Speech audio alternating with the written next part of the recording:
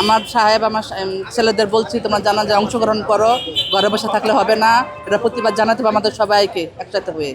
আমরা চাই বাংলাদেশটা সুন্দর মতো চালাক, যে কোনো আমাদের লক্ষ লক্ষ হাদির মতো জন্ম হোক।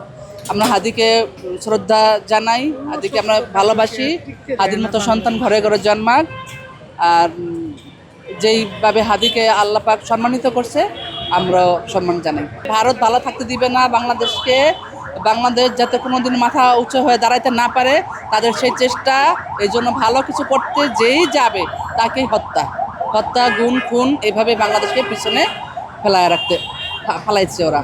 কিন্তু আমরা চাই না বাংলাদেশে কোনো ধরনের নিচে করে রাখতে, আমরা চাই, আমরা প্রতিবাদ জানাই, প্রতিবাদ করে বাংলাদেশের মরে আমরা উচ্চ করে মাথা দাঁড়াক, এটা আমাদের কামনা। অনেক তো ঘনিষ্ঠ ছিল। এখন এই যে আওয়ামী লীগ দেশপ্রেমিক বারবার বলে আসছে, তারা আবার ইন্ডিয়া পক্ষে থাকে এবং বাংলাদেশে যারা দেশপ্রেমিক হয়ে ওঠে তাদেরকে হত্যা করা হয়। আসলে দেশপ্রেমিক কারা? দেশপ্রেমিক যারা দেশকে ভালোবাসে তারাই দেশপ্রেমিক। আমি অনেক খুশি, আল্লাহর কাছে ধন্যবাদ জানাই সবাইকে যে এত বড় সম্মানিত করছে হাদিকে, এটার জন্য আমরা খুব গর্বিত ও খুব আনন্দিত। বাংলাদেশে আজ পর্যন্ত বর্তমান তরুণ সমাজের মধ্যে জীবনের সকল দিক থেকে পরিপূর্ণতার সাথে নিজেকে গড়ে তোলার জন্য হাদি হচ্ছেন একজন অসাধারণ উদাহরণ। এক হাদিকে মুছে দেওয়ার চেষ্টা করা হয়েছে বাংলাদেশের বুক থেকে, কিন্তু লক্ষ কোটি হাদি তৈরি হবেন এই বাংলাদেশে, এবং প্রত্যেকটা পরিবারে, প্রত্যেকটা এলাকাতে, প্রত্যেকটা সমাজে এক একজন হাদি তৈরি হবেন যারা এই বাংলাদেশকে সামনের দিনে লিড দিবেন এবং বাংলাদেশের স্বাধীনতার সার্বভৌমত্বের রক্ষা করবেন।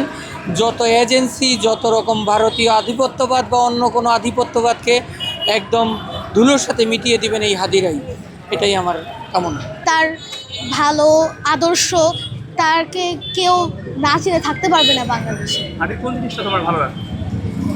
তার সব কিছুই বলতে গেলে তার আদর্শ, তার পড়াশোনার গুণ, তার বুদ্ধি, তার সব মিলিয়ে আমার তার পুরো আচরণটাকেই আমার ভালো লাগতো।